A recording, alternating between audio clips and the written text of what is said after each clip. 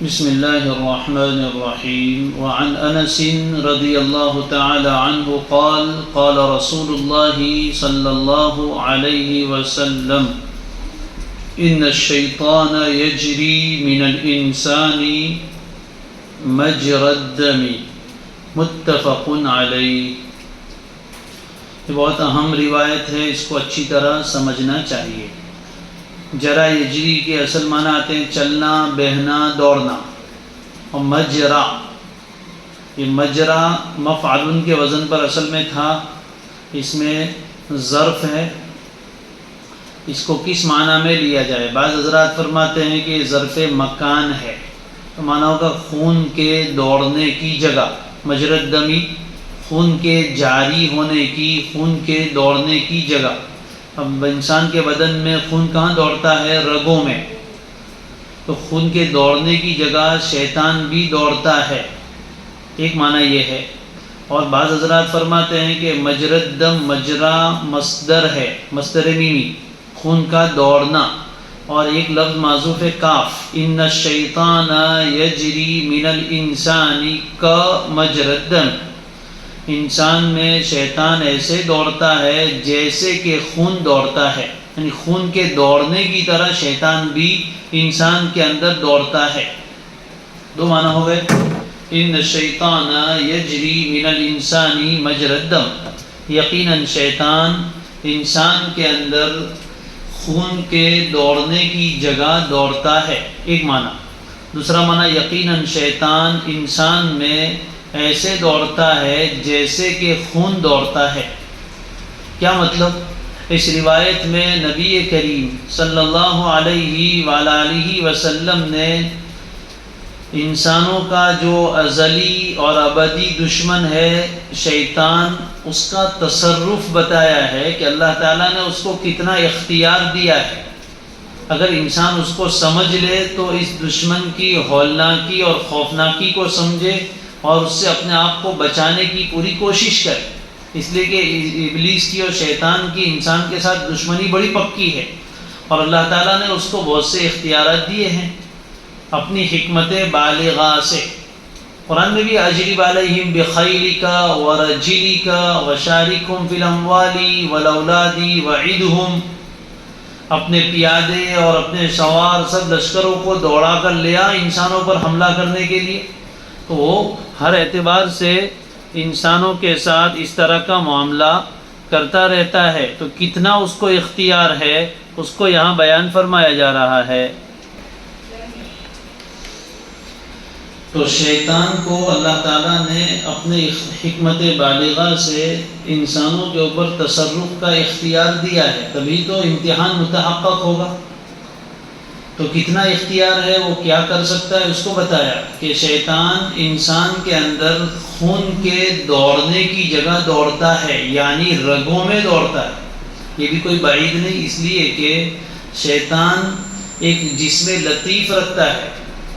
شیطان ایک جسم لطیف، ہمارا جسم کثیف ہے، یعنی اس کو پکڑا جاتا ہے، اس کو سائز جگہ چاہیے، ہر جگہ سے وہ گزر نہیں سکتا ہے. لیکن جو لطیف اجسام ہوتے ہیں، جیسے فرشتے بھی اجسام لطیفہ ہے، کہیں بھی داخل ہو سکتے ہیں، اسی طرح شیطان بھی جسم لطیف رکھتا ہے. ناری جسم ہے، اس کا آگ سے بنا ہوا ہے. جس طریقے سے باد سموم ہوتی ہے اور وہ گرم لو چلتی ہے، وہ لو کہیں بھی گھس جاتی ہے، انسان کے بدن کے اندر بھی سرایت کر جاتی ہے. اسی طرح شیطان بھی جب اللہ چاہتے ہیں تو انسان کے جسم کے اندر سرایت کر جاتا ہے، اور انسان کی رگوں کے ساتھ، رگوں میں خون کے ساتھ ساتھ دوڑتا ہے. انسان کی رگوں میں خون کے ساتھ ساتھ دوڑتا ہے، یعنی جہاں جہاں تک خون جاتا ہے وہاں تک شیطان بھی جاتا ہے.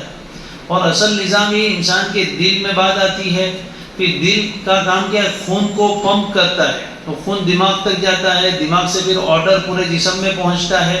تو شیطان بھی رگوں کے ساتھ ساتھ اور خون کے ساتھ ساتھ دوڑ کر انسان کے پورے جسم میں تصرف کر سکتا ہے. اتنا اس کو اختیار اللہ نے دیا ہے. اب اس کو دفع کرنے کے لیے کیا کرنا پڑتا ہے؟ اسی لیے روزے ہیں، اور اسی لیے جب انسان کا نفس کمزور پڑ جاتا ہے تو پھر اس کے بعد شیطان کا تصرف کم ہو جاتا ہے.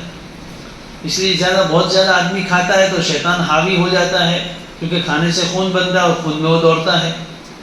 اور دوسرا معنی خون کے دوڑنے کی طرح، خون کتنا آسانی سے انسان کے پورے بدن میں دوڑتا ہے پتہ بھی نہیں چلتا ہے. بھائی ابھی آپ کے پورے بدن میں خون دوڑ رہا ہے، آپ کو معلوم ہے؟ معلوم تو ہے لیکن پتہ کچھ بھی احساس نہیں ہے.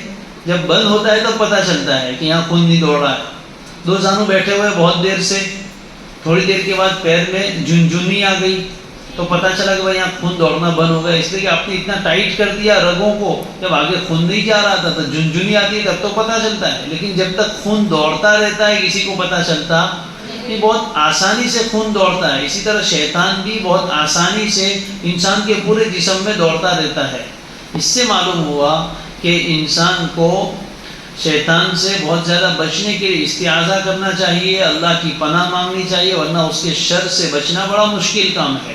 اس لیے کہ وساوس ڈالتا رہتا ہے، خیالات ڈالتا ہے اور پھر انسان کو آگے بھی بہت کچھ تکلیفیں پہنچاتا ہے. یہ بات بھی معلوم ہونی چاہیے، علم شریف میں یہ بات ہونی چاہیے کہ شیطان انسان کا ایسا دشمن ہے کہ وہ صرف روحانی طور پر ہی تکلیف پہنچائے ایسا نہیں ہے، جسمانی تکلیفیں بھی پہنچاتا ہے. یہ جو سحر ہوتے ہیں، جادو ہوتے ہیں، اس میں کس کی مدد لی جاتی؟ شیاطین سے.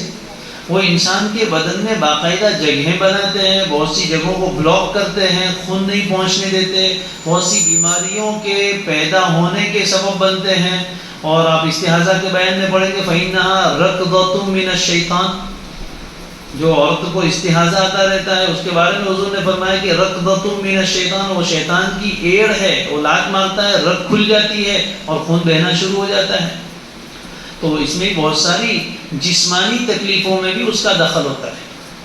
اسی لیے جو روحانی معالجین ہیں، علاج کرتے ہیں سحر کا، عاصب وغیرہ کا، تو وہ بھی ان سب اصول کو سامنے رکھ کر علاج کرتے ہیں. چنانچہ بہت سی مرتبہ وہ تعویذ دیتے ہیں کہ پانی میں ڈال کر پی لو، کیونکہ پانی انسان کے بدن میں جائے گا تو شیطان کے اثرات بھی بدن میں مختلف جگہوں پر گئے ہوئے ہیں، تو ان جگہوں پر وہ مبارک اور روحانی اور نورانی آیات والا پانی پہنچے گا تو اس کا اثر ختم ہو جائے گا. بہت سی مرتبہ نمک پر پڑھ کر دے دیتے ہیں کہ نمک کھانے میں ڈال دو، یہ پڑھا ہوا، اس لیے کہ نمک کا اثر سیدھا خون میں جاتا ہے. بلڈ پریشر کا تعلق نمک سے ہے، اس لیے پریشر والوں کو بولتے زیادہ نمک نہیں کھانے کا، پریشر ہائی ہو جاتا ہے. تو اس لیے اس میں دیتے ہیں. کبھی کہ سنا مکی پر پڑھ کر مولانا دے دیتے ہیں کہ وہ سنا مکی کھاؤ. اب سنا مکی پر آیات پڑھی ہوئی ہے، اس کا اثر پیٹ میں جا کر ہوگا اور شہر کو توڑ کر پیچھے کے راستے سے خارج کر دے گا شہر کو آسانی کے ساتھ. تو یہ سب چیزیں جو اختیار کیا تو اس کے پیچھے بھی کچھ ریزنز ہوتے ہیں، کچھ جگہ اور وجوہات ہوتی ہے. شیاطین انسان کے بدن میں باقاعدہ داخل ہوتے ہیں، لیکن جب چاہے تب داخل نہیں ہو جاتے. اس کے بھی اللہ نے ان کو بھی جو اختیارات دیا اس کی بھی ایک لیمٹ ہے، ورنہ تو کب سے ہم کو مار کے ختم کر دے. لیکن اس کے جو اختیارات ہیں اس کی بھی ایک لیمٹ ہے. انسان کی ٹوہ میں رہتا ہے شیطان، کہ موقع ملے تو اس کے بدن میں گھس جاؤں. بولتے ہیں نا اس کو شیطان بھراتا ہے، تو شیطان اس کے اندر داخل ہوتا ہے، یقیناً ہوتا ہے. یہ کوئی ایسی بات نہیں ہے، ہوتا ہے، لیکن جب چاہے تب داخل ہو جائے ایسا. یہ شیطان کے لیے بھی انسان کے بدن میں داخل ہونے کا مرحلہ بڑا خطرناک اور مشکل ہوتا ہے. ایسے ہی داخل نہیں ہوتا ہے، لیکن بعض خاص مواقع اور حالات ہوتے ہیں جس میں اس کو تمکن ہو جاتا ہے، قابو مل جاتا ہے. وہ علماء بیان فرماتے ہیں کہ ان میں خاص طور پر 2 موقع ایسے ہیں، بلکہ 3 موقع. نمبر 1، انسان شہوت کے نشے میں چور ہو، یعنی اتنا شہوت اس پر غالب آ جاتی ہے کہ اس کو کوئی حیوان بن جاتا ہے، وہ شہوت میں انسانیت سے نکل جاتا ہے. جو شہوت کا غلبہ ہوتا ہے اس وقت بھی شیطان کے لیے داخل ہونا آسان ہے شہوت میں. اس لیے جب ایسے مواقع حلال کے بھی آتے ہیں تو انسان کو پہلے سے ہی اپنا حساب کرنا چاہیے. آیت الکرسی ہے، بسم اللہ ہے، وہ سب پڑھ لیتے تو شیطان کو موقع نہیں ملتا. لیکن اگر آدمی شہوت میں بہت چور ہو گیا ہے اور استعاذہ نہیں کیا ہے، اللہ کی پناہ نہیں لی ہے، تو ایسے موقع پر شیطان داخل ہوتا ہے. نمبر 2، انتہائی غضب کے موقع پر. جب آدمی کے پاس غصہ بہت زیادہ ہوتا ہے نا، تو غصے میں بھی شیطانی کیفیت بہت زیادہ ہو جاتی ہے. اس موقع پر بھی شیطان کو قدرت مل جاتی ہے انسان کے بدن میں داخل ہونے کی. اور نمبر 3، انتہائی خوف کے موقع پر، جب بہت ڈرا ہوا آدمی ہوتا ہے نا، تب بھی شیطان اس میں داخل ہو جاتا ہے۔ اس لیے جن لوگوں کو یہ جن وغیرہ کی تکلیف ہوتی ہے تو شیطان ان کے بدن میں داخل ہونے سے پہلے انہیں ڈراتا ہے۔ ڈرانے کی مختلف شکلیں، کبھی کوئی آواز ہوتی ہے، کھڑکی پر آواز ہوئی تو ایک دم ڈر گئے اب کیا ہوگا، دروازہ زور سے کھلا ڈر گئے اب کیا ہوگا، اب یہ خوف اس کے اندر آ گیا تو دل ایسے ہی کمزور ہو گیا۔ اب کمزور دل ہوا ہے تو اس میں وہ گھس جاتا ہے، سمجھے۔ کبھی کبھی کچھ پرچھائی دکھائی دیتی ہے تو ایک دم سے ڈر آ جاتا ہے، اس کے بعد پھر شیطان اس پر حاوی ہو جاتا ہے۔ بات سمجھ میں آ گئی۔ کبھی خیالات ڈال کے خوف پیدا کرتا ہے، تو بہت زیادہ ڈرنا نہیں چاہیے۔ حد سے زیادہ خوف کی کیفیت میں شیطان داخل ہوتا ہے، یا حد سے زیادہ غضب کی کیفیت میں، یا حد سے زیادہ شہوت کی کیفیت میں۔ اس لیے ان تینوں کیفیات میں انسان کو بہت زیادہ احتیاط کرنی چاہیے۔ ایک مرتبہ پھر داخل ہو جاتا ہے، پھر اس کے لیے بار بار داخل ہونا آسان ہو جاتا ہے۔